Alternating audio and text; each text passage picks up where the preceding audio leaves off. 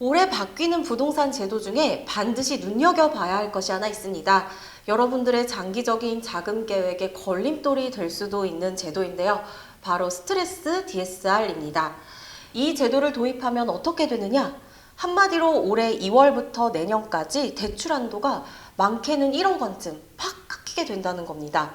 금리가 올해 하반기부터 내년까지 천천히 내린다는 전망이 나오죠. 그러면 내후년쯤이면 저금리도 기대를 해볼 수 있을 것 같은데 금융당국이 갑자기 대출 한도를 줄이는 정책을 내놓은 겁니다.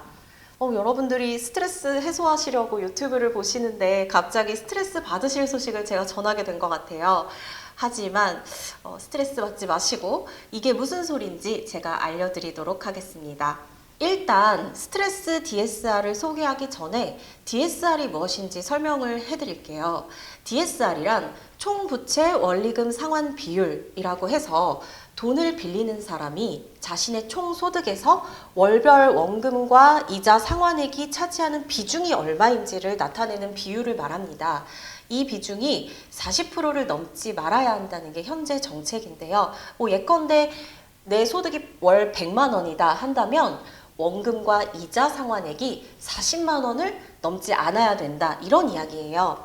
대출 한도를 규제하는 정책은 대표적으로 여러분들 들어보셨겠지만 LTV 그리고 DTI 이런 것들이 있는데요.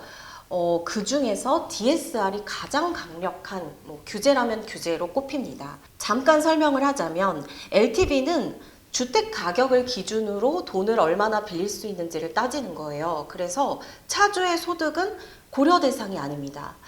주택의 그 가치, 주택 가격이 더 중요한 거겠죠. 대출을 얼마 받느냐 따질 때. 그리고 DTI는 DSR과 똑같이 이제 차주의 월소득, 상환 능력을 보는 건데 주담대에 한해서만 원금과 이자를 합산해서 반영을 하고 나머지 신용대출은 이자만 합산해서 그 비율을 봅니다. 그래서 현재는 60%로 규제가 되고 있습니다. 지난 정부에서 주택시장 과열이 일어나니까 이 LTV, DTI 등이 규제가 됐죠. 지역별로 투기 과열지구 조정 대상 지역별로 해서 그 비율도 다 달랐는데요. 근데 이제 사실 DSR 같은 경우는 가장 강력한 제도임에도 불구하고 막판에 규제를 했어요. 그래서 지난 정부에서 규제를 엄청 많이 한 것 같지만 저금리 시기인데다가 DSR 도입까지 늦어지면서 이른바 신용대출이나 마이너스 통장 풀로 가져다 쓰는 영끌 대출 그런 것들이 가능했던 겁니다. 그런데 이번 정부 들어서는 금리가 오르고 DSR 규제 이 40%까지 규제하는 정책이 본격화됐어요. 그러다 보니까 정책 대출 같은 것을 제외하면 돈이 없는 분들이 대출 받기가 굉장히 어려우셨을 거예요. 그런데 문제는 강화된 현행 DSR 제도도 이 변동금리를 선택한 차주한테는 너무 불안 요소가 많다는 게 금융당국의 판단입니다.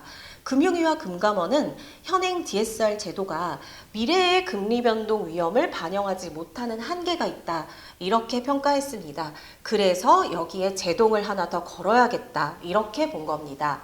그렇게 도입한 게 바로 스트레스 DSR. 스트레스 DSR을 통해서 금리 변동 위험을 DSR에 정교하게 반영을 하고 그래서 과도한 가계대출 확대를 방지해서 웬만하면 주담대는 고정금리를 유도한다라는 게 이제 정책의 좀 목표인 거예요. 그래서 이게 무슨 소리냐면 차주의 대출 한도를 정할 때 DSR 산정을 하는 거죠. 그때 금리에 스트레스를 준다, 이런 겁니다.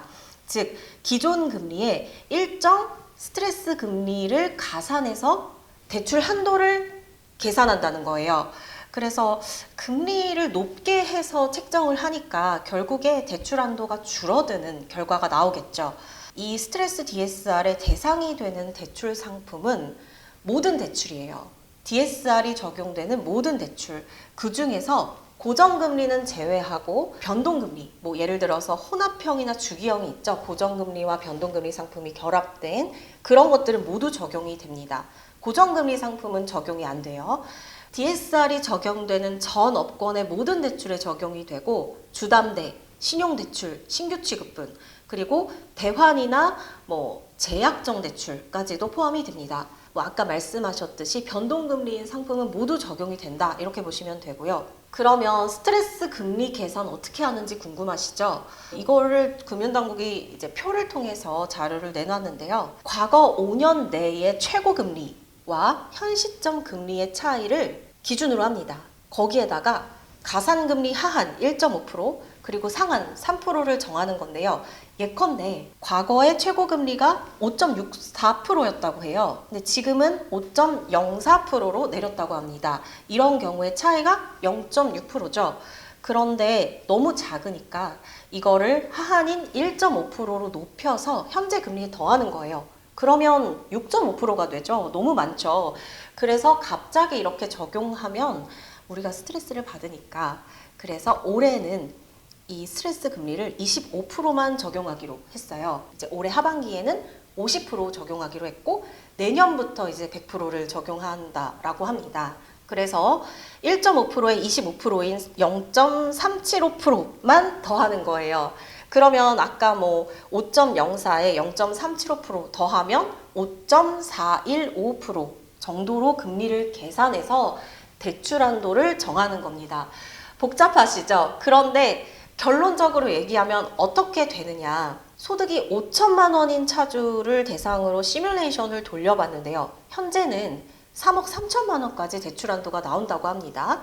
그런데 올해 상반기에 스트레스 DSR을 적용하면 3억 1,500만 원 정도로 한도가 줄고요. 그리고 하반기에는 3억 원까지 줄어들게 됩니다. 변동금리를 기준으로 한 거예요. 그리고 내년이 되면 2억 8천만 원까지 줄어들게 됩니다. 엄청나게 한도가 까이죠. 5천만 원이 까이는 거예요. 소득이 이제 5천만 원인 차주 대상으로. 근데 올해부터는 미국도 그렇고 기준금리가 서서히 하락한다는 이야기가 나오죠. 2025년부터는 금리가 아마도 체감할 수 있을 만큼 낮아질 것이란 전망이 나옵니다. 올해 금리가 좀 떨어지면 그동안에 고금리로 대출 받았던 분들이 변동금리로 해서 좀 갈아탈까 이렇게 생각하신 분들이 많은데 한도가 깎일 수 있다는 거예요. 저금리 노리면서 내 집 마련 미뤘는데 저금리가 아닌 그런 상황이 된 거죠. 그래도 여러분 스트레스 받지 마시고요. 그럼 어떻게 해야 하느냐? 제가 딱 5가지만 알려드립니다. 2월 전까지 고정금리 대출을 빨리 받으세요. 전문가분들은 현 시점에서는 고정금리가 더 유리할 수 있다고 조언합니다. 고정금리와 변동금리의 간극이 클 뿐만 아니라 최근에 이제 뭐 주담대 갈아타기 등의 영향으로 은행권에서 금리 인하 경쟁이 붙었어요. 고정금리 자체는 스트레스 DSR이 도입이 안 되니까 현재 은행권에서 금리 인하 경쟁 불이 붙었을 때 고정금리로 대출을 받는 게 더 좋겠죠. 그리고 갈아탈 계획이 있었던 분들은 현재 이제 금융당국이 주담대 대환대출 플랫폼 서비스를 개시했어요. 지난해보다는 그래도 낮은 금리로 고정금리 갈아타실 수 있을 것 같아요. 두 번째는 기존에 받았던 대출을 빨리 상환하는 겁니다. 이어서 세 번째 가면 향후 1, 2년간 2025년까지 연봉을 드라마틱하게 올리기 위해서 노력한다 입니다. 너무 당연한 이야기 같지만 별거 아닌 것 같은데 사실 고소득자는 정부가 LTV, DTI, DSR 규제해도 집 사는데 영향 없잖아요. 마찬가지로 열심히 일해서 대출 부피 줄여놓고 소득 높여서 나중에 집 사고 싶을 때 원하는 곳이나 원하는 가격에 대출 받아 살 수 있도록 한도 높여놓는 거, 이거는 기본 중에 기본이라고 할 수 있겠죠. 올해부터 내년까지는 조금 더 타이트하게 자금 운영을 하시면 더 좋을 것 같다, 이런 말씀 드립니다. 만약에 미혼이시라면은 결혼 계획이 있으시다 하면 2025년 전에 결혼을 하시면 더 좋을 것 같습니다. 우리가 대출 한도를 높이는 가장 손쉬운 방법이 이 맞벌이 부부가 되는 거거든요. 만약에 2배 이상도 늘어날 수 있겠죠. 뭐 사실 결혼을 하면 배우자 돈 다 내 돈이고 내 돈 다 배우자 돈이잖아요. 그래서 배우자의 또 신용이 좋으면 배우자 이름으로 대출을 받게 되면 더 한도가 높아질 수 있습니다. 그래서 우리가 대출만 생각을 하면 웬만하면 결혼을 좀 앞당기는 게 도움이 될 것 같다, 이런 말씀 드립니다.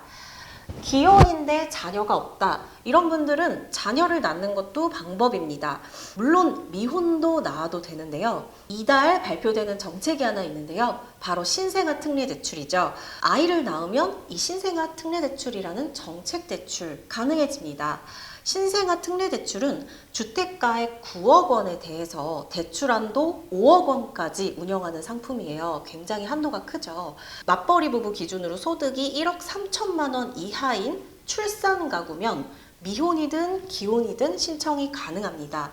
그런데 아직 발표는 안 됐지만 정책 대출은 대체로 DSR 적용이 안 되는 경우가 있거든요. 그래서 물론 발표가 돼야 알 수 있는데 안 될 가능성이 있어 보이고, 일단은 발표된 거에 따르면 소득에 따라서 특례금리를 적용합니다. 신생아 특례 대출은 소득에 따라서 1.6%에서 3.3% 특례금리를 5년간 적용하고, 이를 시중에 1에서 3%포인트 저렴하게 운영한다는 게 방침이에요. 또 신생아 한 명당 0.2%포인트 추가 금리 인하 혜택까지 있어요. 그래서 이런 특례금리를 적용을 한다면 보다 대출 한도가 좀 높아지는 효과가 있겠죠. 지난해에 특례보금자리론 같은 경우에는 DSR 적용이 안 됐거든요. 그래서 이 대책도 아마 발표가 나와봐야 알겠지만 금리적인 부분에서 굉장한 혜택이 있을 가능성이 높습니다. 여러분들 대출 한도가 까이는 건 정말 큰 스트레스죠.